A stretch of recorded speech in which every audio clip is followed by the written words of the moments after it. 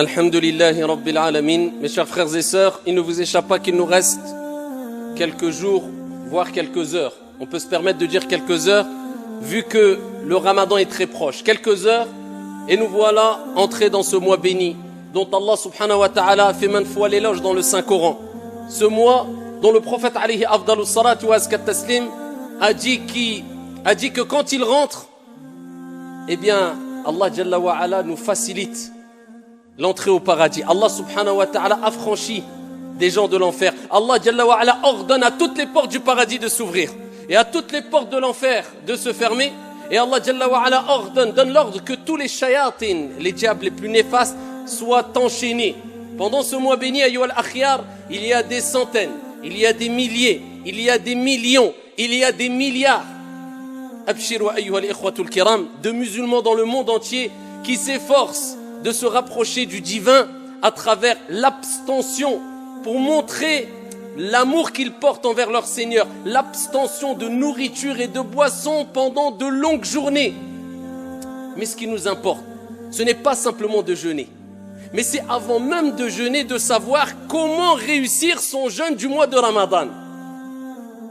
Comment réussir à jeûner et à passer son mois complet en rendant notre Seigneur Tabaraka wa Ta'ala satisfait de nous. Comment réussir le mois du Ramadan? Et pour cela, on va indiquer quelques pistes efficaces et bénéfiques, Inch'Allah Ta'ala, afin qu'on parvienne tous à jeûner le mois du Ramadan, un mois complet comme il se doit, et afin qu'on puisse profiter au maximum de tous ces trésors que renferme Shahru Ramadan. Et les pistes, on va les voir au billahi tawfiq. Allahu Rabbuna huwal ilahu lahu minal asma'i mastafahu al-wahidul hayyu kadhal maliku والملك المالك لا شريك.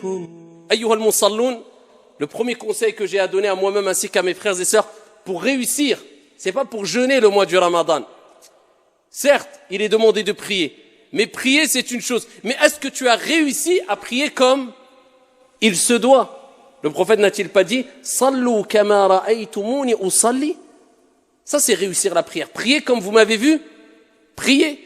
Et Allah Jalla wa ala n'a-t-il pas dit Qad aflaha al-mu'minun alladhina hum fi salatihim khashi'un? On certes réussi. Il n'a pas dit ceux qui ont prié simplement. Réussi ceux qui ont eu cette humilité, cette concentration dans la prière. Donc prier c'est une chose, mais réussir la prière c'est une autre. Jeûner c'est une chose, mais réussir son jeûne c'est une autre. Faire son pèlerinage c'est une chose, mais réussir son pèlerinage c'est autre chose. Donc nous, ce qui nous importe, ce n'est pas que jeûner, mais c'est réussir son jeûne du mois de Ramadan. Et pour cela, eh bien, il faut prendre conscience de certaines choses essentielles pour te permettre de réussir. Et la première des choses, eh bien, nous allons rebondir sur la recommandation prophétique qui concerne la prière.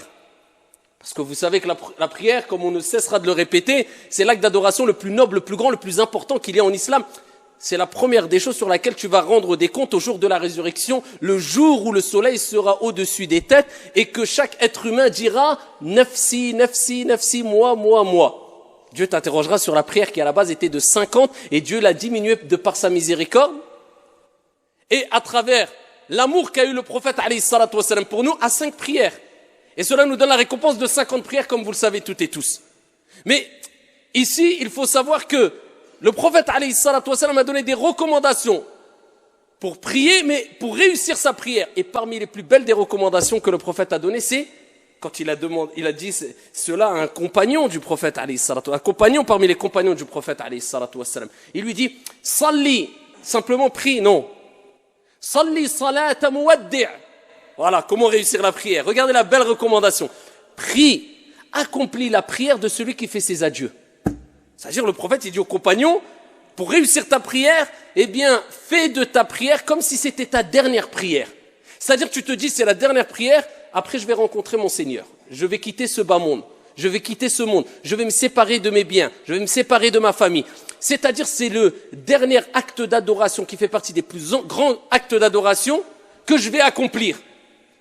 Et le prophète nous dit, innamal a'malu bi al-khawatim. Les actions ne valent que par leur fin. Tu peux voir une personne qui peut-être était égarée toute sa vie, buvait de l'alcool, était loin de la religion, peut-être les derniers instants de sa vie, il va se repentir, il va être sincère, il va être pieux, Dieu va lui donner accès au paradis.